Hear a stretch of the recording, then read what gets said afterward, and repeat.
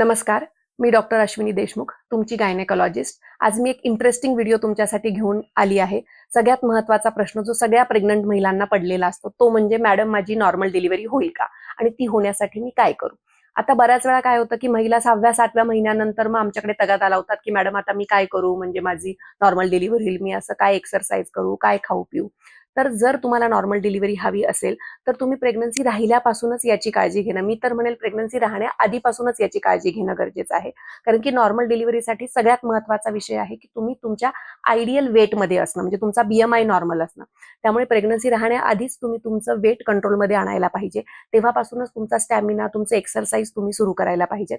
Pregnant राहिल्यानंतर सुद्धा ideally फक्त 12 ते 15, जास्तीत जास्त 18 किलो वेट गेन होणंच अपेक्षित असतं. प्रेग्नन्सी राहिली आहे म्हणून आता डबल खा आणि मग आराम करा आणि मग खूप एक्सेस वेट गेन झाल्यामुळे पण खूप महिलांना नॉर्मल डिलिव्हरीसाठी प्रॉब्लेम येतो. त्यामुळे सगळ्यात महत्त्वाचं मी सांगेल, की वेट गेन खूप जास्त होऊ देऊ नका. आयडियल वेट गेन करा. त्यानंतर प्रेग्नन्सीमध्ये तुमचं खाणं खूप महत्त्वाचं आहे. तुम्ही ताज्या फळं, ताज्या भाज्या जास्तीत जास्त खाणं आवश्यक आहे. कारण की याच्यामुळे सुद्धा खूप चांगले हॉर्मोनल बदल तुमच्या प्रेग्नन्सीमध्ये होऊ शकतात आणि त्याच्यामुळे प्रेग्नन्सी व्यवस्थित ग्रो होऊ शकते आणि डिलिव्हरीसाठी सुद्धा तुम्हाला मदत होऊ शकते. जंक फूड किंवा बाहेरचे तळलेले पदार्थ याच्यामध्ये जे काही प्रिझर्वेटिव्ह असतात, याच्यामुळे सुद्धा नॉर्मल डिलिव्हरीसाठी जे काही हॉर्मोनल चेंजेस तुम्हाला होणं अपेक्षित असतं, ते त्याच्यामध्ये अडथळे निर्माण येऊ शकतात. त्यामुळे खाण्यापिण्यावरती सुद्धा लक्ष देणं खूप आवश्यक आहे. आता तिसरी महत्त्वाची गोष्ट म्हणजे व्यायाम, जे की मी ज्याच्यासाठी सेपरेट व्हिडिओ बनवलेला आहे, की प्रेग्नन्सी जर का तुम्हाला नॉर्मल हवी, डिलिव्हरी जर का तुम्हाला नॉर्मल हवी असेल, तर त्यासाठीची सुरुवात ही तुम्ही प्रेग्नन्सीच्या 4थ्या-5व्या महिन्यापासूनच रेग्युलर व्यायाम करणं खूप अपेक्षित आहे. कारण की पहिली गोष्ट डिलिव्हरीसाठी तुम्हाला तुमचा स्टॅमिना निर्माण करणं आहे. कारण की बाळाला पुश करण्यासाठी, त्यावेळेसच्या कळा सहन करण्यासाठी तुम्ही तुमचा स्टॅमिना बिल्टअप करणं गरजेचं आहे. आणि प्रेग्नन्सीमध्ये तुम्ही तुमचा स्टॅमिना वाढवण्यासाठी सगळ्यात महत्त्वाची गोष्ट करू शकता, ती म्हणजे रेग्युलर वॉकिंग. तर रेग्युलरली तुम्ही सकाळी 20 मिनिट आणि संध्याकाळी 20 मिनिट वॉकिंग करायला पाहिजे. त्यानंतर तुम्ही चांगल्या ब्रीदिंग एक्सरसाइजेस केल्या पाहिजेत, ज्याच्यामुळे तुमचा स्टॅमिना बिल्टअप होईल. आणि मी माझ्या व्यायामाच्या व्हिडिओमध्ये सांगितल्यानुसार pelvic floor exercises, lower back exercises खूप महत्त्वाच्या आहेत, ज्या की तुम्ही प्रेग्नन्सीच्या 5व्या महिन्यापासून सुरू करू शकता. ऑब्व्हियसली तुम्ही तुमच्या ट्रीटिंग डॉक्टरला आधी याच्याबद्दल चर्चा केली पाहिजे. कारण की जर काही कॉम्प्लिकेशन्स असतील, की ज्याच्यामुळे तुम्ही व्यायाम करू नये असं तुमचे डॉक्टर तुम्हाला सांगत असतील, तर त्या गोष्टी अव्हॉइड करून तुम्ही रेग्युलर व्यायाम करायला पाहिजे. पेल्विक फ्लोअर एक्सरसाइजेसमध्ये सगळ्यात महत्त्वाच्या 3 एक्सरसाइजेस म्हणजे आहे, ती म्हणजे सगळ्यात महत्त्वाची बटरफ्लाय एक्सरसाइज, त्याच्यानंतर आहे स्क्वॅटिंग एक्सरसाइजेस आणि तिसरी आहे ती म्हणजे डक वॉक. तर ह्या 3 एक्सरसाइजेस ऍक्च्युली कशा करायच्या ह्या मी माझ्या व्हिडिओमध्ये सांगितल्या आहेत. तर त्या एक्सरसाइजेस 15, मग 25, मग 50च्या सेटमध्ये तुम्ही हळूहळू 5व्या महिन्यापासून करायला सुरुवात केलं पाहिजे, ज्याच्यामुळे तुमच्या पेल्विक फ्लोअर मसल्स ज्या आहेत त्या स्ट्रॉंग होतील आणि डिलिव्हरीच्या वेळेस तुम्हाला ते मदतीचं होईल. आता अजून एक महत्त्वाची गोष्ट मी सांगेल, म्हणजे की प्रेग्नन्सी किंवा डिलिव्हरी या गोष्टीबद्दल फार जास्त लोकांशी, ज्यांना त्याच्याबद्दल फार माहिती नाही, यांच्याशी चर्चा करू नका. कारण की बरेच जण तुम्हाला घाबरवू शकतात, की डिलिव्हरीच्या वेळेस खूप पेन होतं, खूप त्रास होतो. तर जे काही एज्युकेटेड लोक आहेत किंवा ज्यांना त्याच्याबद्दल माहिती आहे, जसं की तुमचे डॉक्टर झालं किंवा हॉस्पिटलमधली स्टाफ नर्स झालं, त्यांच्याकडून तुम्ही प्रॉपर माहिती घ्या, की डिलिव्हरीच्या वेळेस कसे पेन होतात किंवा मी काय केलं पाहिजे. त्यानंतर तुमच्या घरात जी कोणी एक वयस्क व्यक्ती असेल, जिला डिलिव्हरीबद्दल माहिती असेल, डिलिव्हरीच्या वेळेस जी तुमची काळजी घेऊ शकते, किंवा सगळ्यात महत्त्वाचं म्हणजे तुमचे हसबंड आणि तुम्ही दोघांनी एकत्र डिलिव्हरीबद्दल थोडी माहिती घेतली पाहिजे, नॉर्मल डिलिव्हरीबद्दल. आणि म्हणजे जेणेकरून त्यावेळेस तुम्हाला दोघांना एकमेकांना साथ देता येईल आणि तुम्हाला कम्फर्टेबली स्वतःला डिलिव्हर करता येईल. आता अजून एक महत्त्वाची गोष्ट म्हणजे बऱ्याच वेळा आजकाल खूप ओव्हर केअरिंगमुळे ना पेशंट आमच्याकडे खूप लवकरच ऍडमिट होतात. म्हणजे बरोबर आहे की तुम्ही स्वतःची काळजी घेतली पाहिजे, थोडंफार पेन झालं तरी तुम्ही आम्हाला येऊन दाखवलं पाहिजे. परंतु जर तुम्हाला नॉर्मल डिलिव्हरी पाहिजे असेल, तर जो प्रेग्नन्सीचा लेटंट फेज आहे, की जेव्हा प्रेग्नन्सी म्हणजे जे डिलिव्हरीचा जो लेटंट फेज आहे, की ज्याच्यामध्ये डायलेटेशन हे 3 सेंटीमीटर पेक्षा कमी असतं आणि कळा सुद्धा बारीक बारीक असतात, त्यावेळेस खरं तर तुम्ही त्या कळा घरीच सहन केल्या पाहिजेत.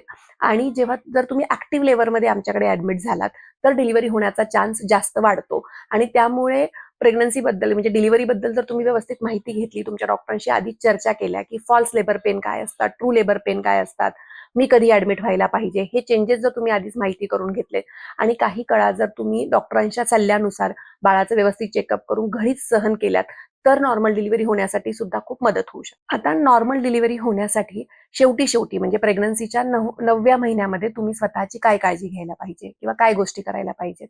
तर प्रेग्नन्सीच्या 9व्या महिन्यामध्ये बाळ जे आहे ते पेल्व्हिसमध्ये जाणं अपेक्षित असतं, म्हणजे जो पेल्विक बोन असतो त्याच्यामध्ये जाणं अपेक्षित असतं, की जेणेकरून त्याच्यामुळे तुम्हाला 9व्या महिन्याच्या शेवटी कळा सुरू होतील आणि डिलिव्हरी होणं सोपं जाईल.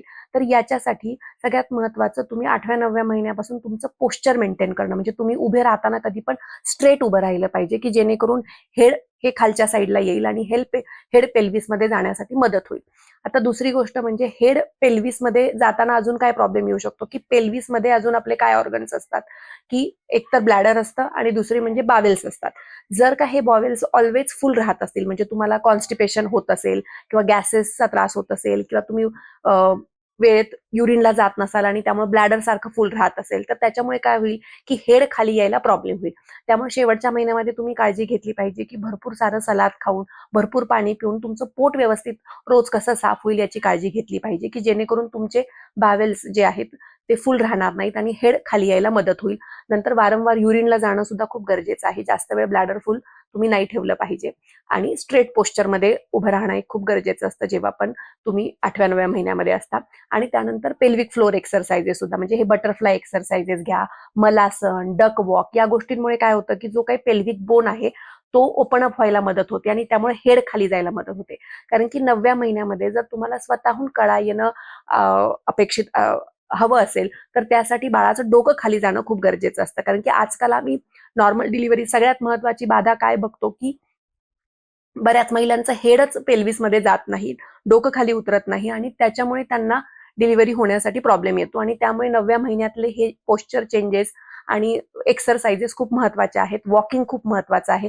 मी सांगितलं तसं क्रॉसमध्ये स्टेप्स चढणं खूप गरजेचं आहे, की ज्याच्यामुळे तुमचे पेल्विस बोन असे मूव्ह होतील, की तुमचे हेड खाली जायला मदत होईल. आणि ह्या सगळ्या चेंजेसमुळे जर बाळाचं डोकं वेळेत खाली गेलं, म्हणजे 36-37 वीक्समध्ये जर बाळाचं डोकं खाली गेलं, तर कळा येण्यासाठी मदत होऊ शकते.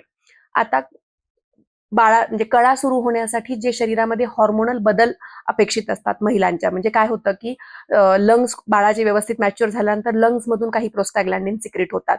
त्यानंतर इस्ट्रोजन प्रोजेस्ट्रॉन हॉर्मोन जे असतात महिलांच्या बॉडीमध्ये, त्याच्यामधले जे काही चेंजेस असतात त्याच्यामधला जो रेशो चेंज होतो आणि त्याच्यामुळे ऍक्च्युली कळा सुरू होतात.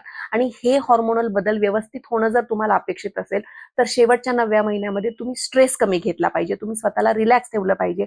स्वतःला एक्सरसाइज करून, मेडिटेट करून रिलॅक्स ठेवणं, ना की तुम्ही सारखं आता डिलिव्हरीच्या वेळेस मला पेन येतील, मग मी काय करायला पाहिजे तेव्हा, हा जर विचार तुम्ही करत राहिला, स्ट्रेस घेत राहिला, तर स्ट्रेसमुळे हे हॉर्मोनल चेंजेस व्यवस्थित होणार नाहीत आणि त्यामुळे तुम्हाला स्वतःहून कळा येणार नाहीत. आणि म्हणून तुम्ही स्वतःला स्ट्रेस फ्री ठेवणं सुद्धा खूप आवश्यक आहे. तर मी सांगितलं तसं नॉर्मल डिलिव्हरी होण्यासाठी 2 गोष्टी महत्वाच्या असतात, बाळाचं डोकं पेल्व्हिसमध्ये जाणं आणि तुम्हाला स्वतःहून कळा येणं. तर आता हेड खाली जाण्यासाठी काय काय केलं पाहिजे हे मी तुम्हाला सांगितलं. आता कळा येण्यासाठी अशा काय गोष्टी तुम्ही करू शकता, की जेणेकरून तुम्हाला नॅचरली पेन सुरू होतील. तर सगळ्यात महत्वाचं, तुम्ही स्ट्रेस फ्री राहायचंय, तुम्ही मेडिटेट वगैरे करायचे, की ज्याच्यामुळे हे कळायसाठी लागणारे हॉर्मोनल बदल तुमच्या शरीरात आपोआप होतील. त्यानंतर दुसरी गोष्ट म्हणजे बऱ्याच वेळा निपल स्टिम्युलेशन आम्ही तुम्हाला सांगतो, की त्याच्यामुळे ऑक्सिटोसिन हे हॉर्मोन सिक्रेट होतं आणि ऑक्सिटोसिन हॉर्मोनमुळे कळा यायला मदत होते. तर निपल स्टिम्युलेशन तुम्ही शेवटच्या 9व्या महिन्यामध्ये सुरू करू शकता. त्यानंतर कॅस्टर ऑइल सुद्धा ही जुनी रेमेडी आहे, पण कॅस्टर ऑइलनी सुद्धा तेच होतं, की जर तुमचं पोट व्यवस्थित साफ झालं, तर त्याच्यामुळे जे की आम्ही पण आमच्या ॲलोपॅथीमध्ये इनिमा देतो पेशंटला शेवटच्या दिवसांमध्ये, तर त्याच्यामुळे तुम्हाला कळा यायला मदत होऊ शकते. तर त्यानंतर खाण्यामध्ये जर का तुम्ही पपई, नंतर पाईनॅपल अशा गोष्टी घेतल्या, ज्या की आम्ही पहिल्या, दुसऱ्या, तिसऱ्या महिन्यामध्ये तुम्हाला खायला अवॉइड करतो, तर कच्ची पपई किंवा पाईनॅपल अशा गोष्टी जर तुम्ही खाल्ल्या, तर त्याच्यामध्ये जे पॅपेन नावाचं घटक असतं, त्याच्यामुळे सुद्धा तुम्हाला कळा व्हायला थोडी सुरुवात होऊ शकते. अजून महत्वाचं म्हणजे 9व्या महिन्यामध्ये बऱ्याच वेळा जर फिजिकल रिलेशन तुम्ही ट्राय केले, तर या शारीरिक संबंधांमुळे जे काही स्पर्म्स तुमच्या योनी मार्गामध्ये जातात, त्या स्पर्म्स मधून जे प्रोस्टॅग्लॅन्डिन बाहेर पडतात, त्याच्यामुळे सुद्धा कळा यायला मदत होऊ शकते. त्यामुळे फिजिकल रिलेशन सुद्धा बऱ्याच वेळा आम्ही 9व्या महिन्यामध्ये तुम्हाला ठेवायला सांगतो. आणि जर का 9 महिने भरल्यानंतर किंवा 9व्या महिन्याच्या शेवटी बरेच डॉक्टर किंवा एक आठवडा राहिलेला असताना आम्ही स्ट्रिपिंग करतो, म्हणजे काय, की पर वजायनल एक्झामिनेशन करून आम्ही तुमचे मेम्ब्रेन जे आहेत ते थोडे सेपरेट करतो.